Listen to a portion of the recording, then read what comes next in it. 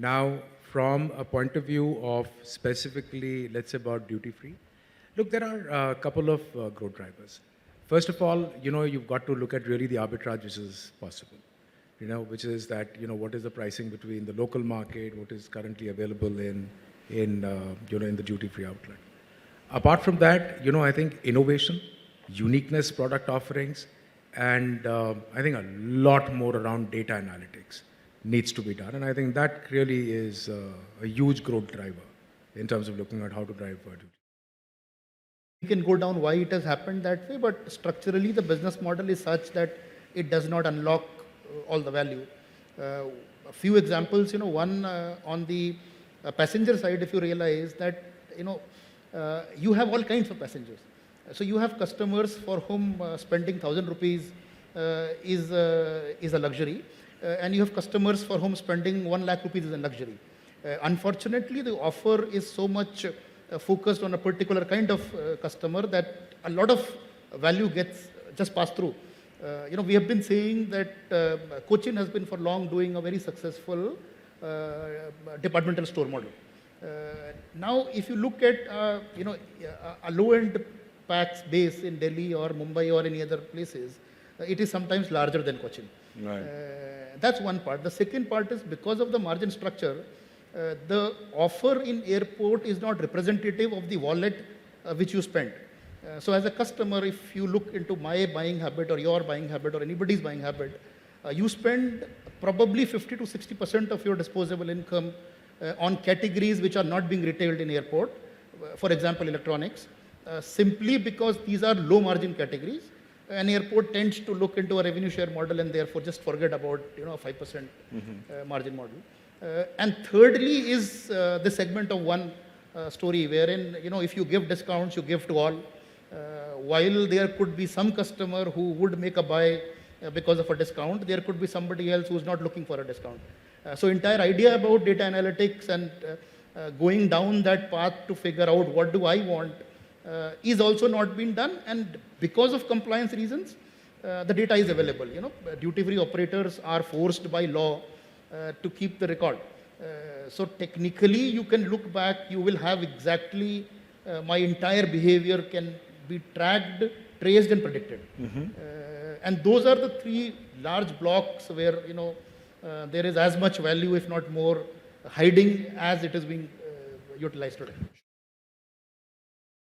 While when we think about a duty-free environment in an airport, we try to see what is the competing airports doing.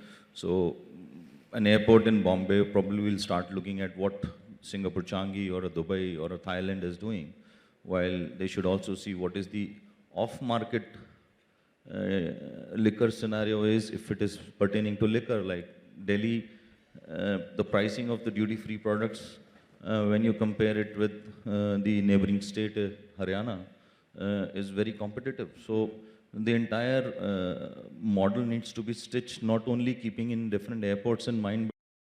Now, if you look at people now who are actually, the person who is actually traveling from Lucknow or who's actually traveling from Mumbai, there is a large segment of, I would say, blue-collar workers, who are actually, they've got money, they've got affordability, but they feel overwhelmed by, just entering the razzmatazz of a duty-free outlet.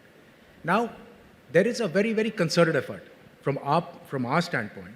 So, for example, in our duty-free outlets, there are people who actually talk the vernacular language. So, you would be very comfortable that a person will actually reach out to you and will speak to you in Marathi and will speak to that particular person which is coming from a local district or whatever, and who's, could be transiting into another city for his work, where a person is going to be talking to him. Now, specifically, if you look at both arrival and departure, the segments and the need states are completely different. Completely different. The person who is coming into arrival is flushed with cash. He's coming home after a certain period of time. And for the first-time traveler, it is very important that we as an organization, and I'm saying when we as an organization, I can tell you about Adani Airports, is that we've got a program where we actually go reach out to those customers and actually go ahead and help them shop. Right. Because many of them are not even privy to what is actually, they want to buy it because Right. they want to buy gifts for their near and dear ones. And it's not only about liquor. The biggest misconception about duty free is that it's about liquor.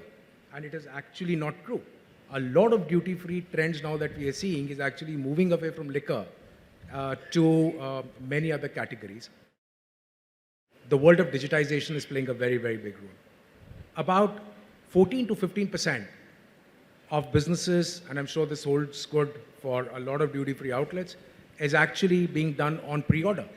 So people who are, given, and then I think that's the point you were alluding to, that, what happens is, couple, that when you're flying out, there are times when you've spent enough time during immigration, you've spent enough time, and there's enough anxiety levels, and by the time there's hardly any dwell time left. So you're actually spending a lot more time as a company now. We are spending a lot more strategy time is being spent on developing what is the pre-order. Now, pre-order is where a person does not even have to worry about it. You can get onto your website, and now in this case, we're talking about Adani One. You can get onto our app, plug in your order. There are various offers which are there, and it gives you a very, very frictionless consumer experience. So I can tell you that at Mumbai Travel Retail Private Limited, which is our duty-free arm in Bombay, there is a massive campaign which is currently running, which has been running, I think, for the last maybe a few months or so, where we're saying is the best price guaranteed. And, it's a complete value back. If you find a better price for this particular product category anywhere, we are willing to refund you your money. Customer relationship, although customer loyalty has just not been worked by the duty-free operators or retail operators. Though being a part of the industry, if you realize airlines, are one of the most successful story or the Yes. best successful stories of loyalty programs are in airlines. And you gave an example of, of a platinum card owner or, and it's the same issue that the value proposition sometimes is not correctly informed. For example, if a 3 lakh worth of a scotch is available, then it's not well known to that guy that this kind of a scotch Yeah. is available.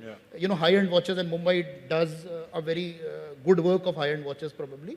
There are outright advantages of buying a luxury watch from Mumbai airport, because your entire trip could be financed by it. I mean, if I have to buy a 5 lakh worth of Omega, if I get an X benefit, I could very well be going to Singapore, Yes. coming back and saving that money. Yeah. So there is an issue of communication of the value, but there also is an issue of not knowing the customer altogether, and therefore you are unable to communicate whether he is a first time or a repeat traveler.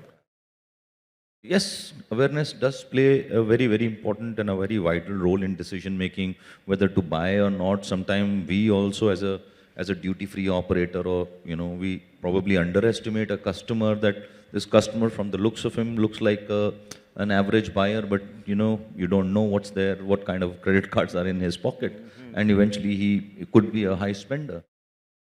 People were traveling to Singapore specifically for certain deals. There is a shop in Singapore, Terminal 3 Changi, Hermes store. They put up a certain amount of products which is not available in the rest part of the day for only 4 hours. And I have personally spoken to the shop manager. He says that people book the flight in such a way that they transit through Singapore Changi between 3 p.m. to 7 p.m. just to avail that particular, and you can imagine the value that brings to the customer by virtue of savings. And so it is all awareness. So they are making it aware on their website, on their app, and same goes with us. We have to have a different level of communication with a different set of people, but the fight is the same in a different way. From a P&L standpoint, clearly, liquor is the largest in terms of value contribution. And today, if you look at the gross margins on liquor, are seriously high. And if you are doing bulk buys, it can be seriously very high. And if you've got to really pulse your transaction values, liquor gives you the upside. The upsides on liquor can be done pretty easily. Very simply put, you decide to discount a certain brand, you decide to do certain kind of offers. Liquor's ability to traction in terms of offtake is very high, because that's the way historically that's been done. However, having said that, now let's understand where the consumers are going. Now, and I'm using the word consumers because in the earlier part of the discussion, a panel member did said the right thing. They're not passengers. We've got to start looking at airports as consumers.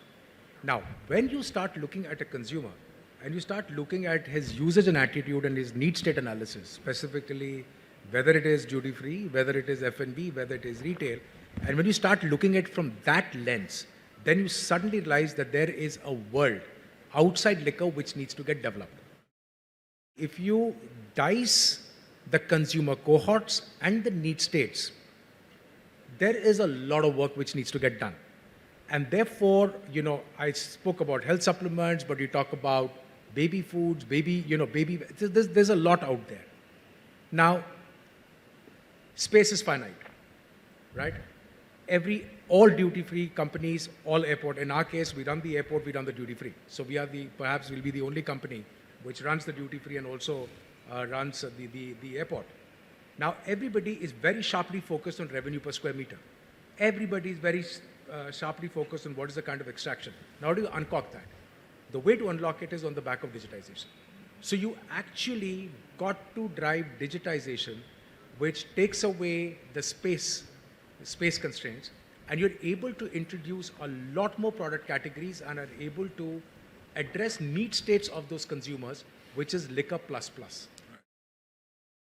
The trick in our game is that our passenger profile is going to change every 2 years, and it will keep happening for the first 7, 8, 10 years.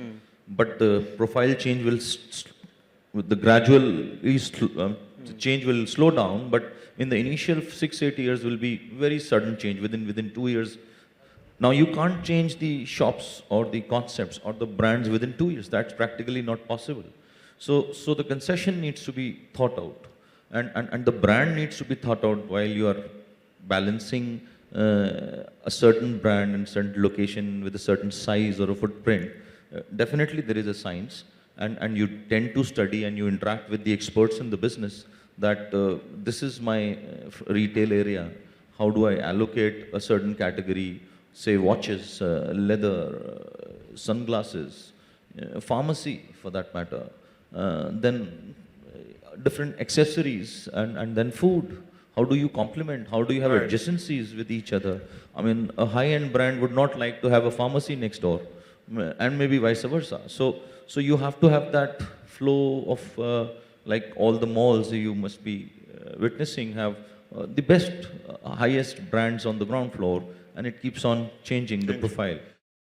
So I'll just give an example. Today, now, for example, now tequila as a range, it started doing very well. And the biggest insight you're getting is that the TG which is picking it up is actually not men, but they are women. Now, that's an insight. That kind of insight you may, on an offline environment is difficult to capture. Environment, difficult to pick up. So now you're seeing with the digitization and with pre-order, you're suddenly opening and looking at a new consumer universes are opening up. And that's just the beginning. And as things will move on, it will get more and more pronounced. And suddenly you will see that duty-free or travel retail has suddenly occupied a high ground as far as the Indian consumers are concerned. And that's where we are headed towards. If you can just set the value equation right, you could be sitting on a gold mine. However, and lately I've been seeing some airports doing communication around the subject, but even there the communication largely is that it is at par with downtown. There is no value-driven dimension being given to it, and if it can be done, it's a business which is e-commerce resilient. Very few businesses today can claim to be e-com resilient. This one is, because the customer has to go through there. So we are saying 3 E's. So the experience, you create an experience, and you create process with efficiency. So experience, efficiency, and these two will lead into 3rd E, which is earnings. Earnings for the partner and for yourself. So we are focusing, this is our mantra. So experience for the customer, process for the entire environment and earnings for everybody at the end of the day. So this is what we are. This is how we are progressing. As I said, customer profile will keep changing, and we'll have to keep tweaking the offer, and that's the challenge. And one more thing I would like to say. So we all have learned this word global, and we are really going in that direction. A globalized offer in a localized manner and in a very personalized way And is what delivered in we are right going to experience. approach, and we are doing that. On the variabilization part, I think right now, can it be done? Yes, it can be done. But is there a thought around it? There is no thought around it, because if you see, typically in a metro airport, so between the peak hours, now pretty much you've got, between morning to mid-afternoon and evening, you've got only 3 to 4 hours of, peak traffic. But what you've started seeing is that a lot of, offers in retail outlets and F&B actually get run in peak hours. So you don't drop pricing. So the issue is that you don't drop price of a coffee, or you don't drop price of but you run specific offers in that time period, let's say from 2 to 6 or 2 to 7, or let's say 4 to 8 before that period, which is a very, very comfortable pricing for the consumers. And that arbitrage could be anywhere between 15 to 20%. No, on this particular aspect of data sharing, we have consciously taken steps in our forthcoming, because being a greenfield airport, we can actually start and conclude, and we, as a matter of policy, asking for data, not sensitive data within the aegis of law. We are asking for data. We are creating a data pool. That data will be churned for understanding how to sell better and how to sell relevant and probably upsell, and maybe do cross promotion between food and retail and duty free, and maybe vice versa, departure, arrival. So I think that start has happened in our case across all the verticals, be it food, be it city side development, duty free, retail, services. All the data will come into a pool. That pool will belong to us. We will have this data. There will be data analysis happening, churning this data and throwing some insights into different retailers. So if a person is staying in the hotel outside for 3 days and using spa every day, then the spa inside the terminal will probably have the data of that gentleman or that person. Which